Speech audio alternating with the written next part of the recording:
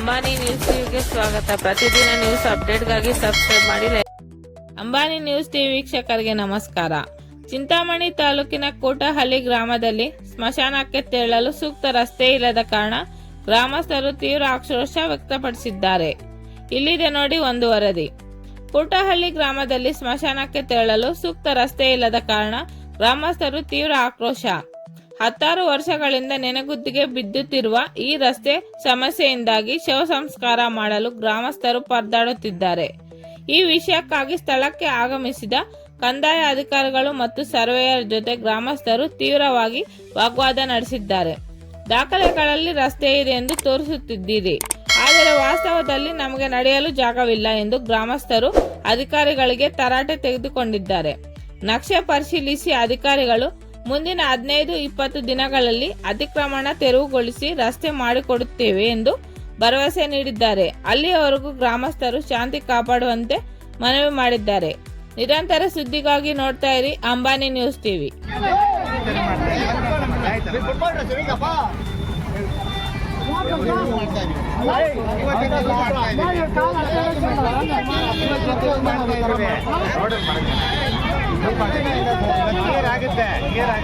ತುಂಬಾ ವರ್ಷದಿಂದ ಕೇಳ್ಬಿಡ್ತಾ ಇದ್ದೀವಿ ಸರ್.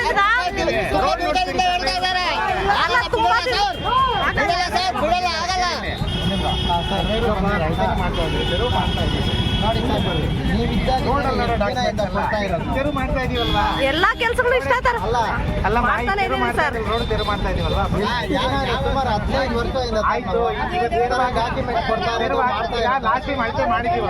ಅಳತೆ ಮಾಡ್ಕೊಂಡು ಟ್ರೆಂಚ್ ಹೊಡ್ತಿದ್ದಲ್ವಾ? ಟ್ರೆಂಚ್ ಹೊಡ್ದಾಗ ನೀವು ಇದ್ದಿರ್ತಾನೆ ಮತ್ತೆ ಕೆಲಸ ಆಗಿಲ್ವಾ? ನೀವು ಟ್ರೆಂಚ್ ಹೊಡ್ಕೊಂಡು ಮತ್ತೆ ದಾರಿ ಶುರು ಮಾಡ್ತಾ ಇದ್ದೀವಿ. ಈಗ ಲಾಸ್ಟ್ ಟೈಮ್ ಕೆಲಸನೇ ಆಗಿಲ್ಲ ಅಂದ್ರೆ ಓಕೆ, ಬಂದು ಅಳತೆ ಮಾಡಿ ಟ್ರೆಂಚ್ ಹೊಡೆದು ನಮ್ ದಾರಿನೇ ಸರ್, ಇವಾಗ ದಾರಿನೇ ನಮ್ಗೆ ದಾರಿನೇ ಬಿಡಿಸ್ತಾ ಇದೀವಿ. ಬನ್ನಿ, ಈಗ ಮಾಡ್ತಾ ಇದೀವಿ ದಾರಿ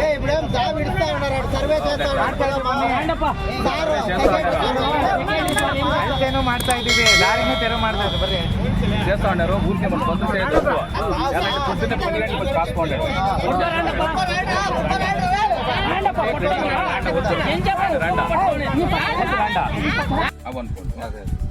ಈಗಲ್ಲಿದೆ ಕರೆಕ್ಟ್ ಇದೆ. ನಮ್ಗೆ ಇಷ್ಟಿಂದ ಬೇಕಾದ್ರೆ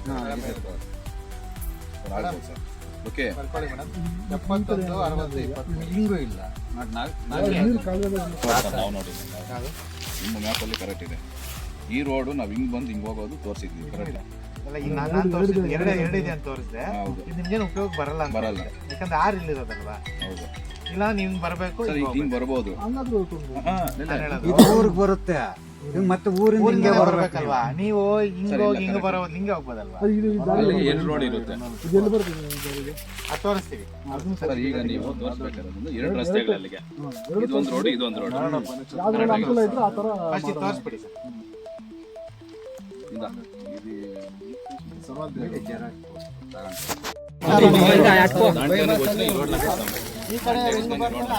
ನಾವು 2 ರೋಡ್ ತೆರವು ಮಾಡಿಕೊಡ್ತೀವಿ.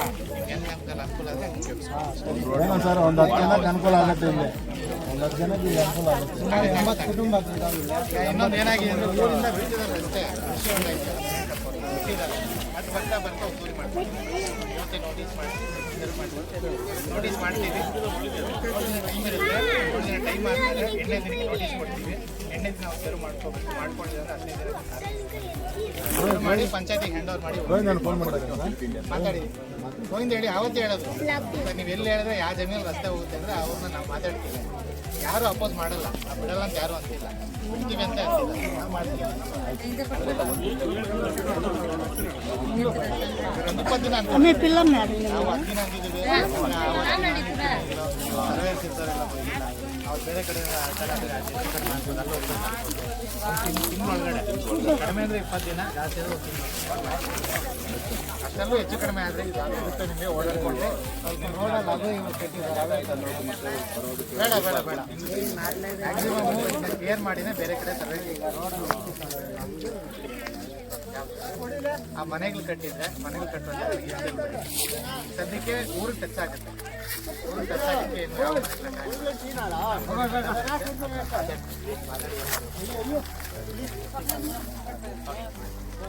ಆಗ್ಬೋದಾ?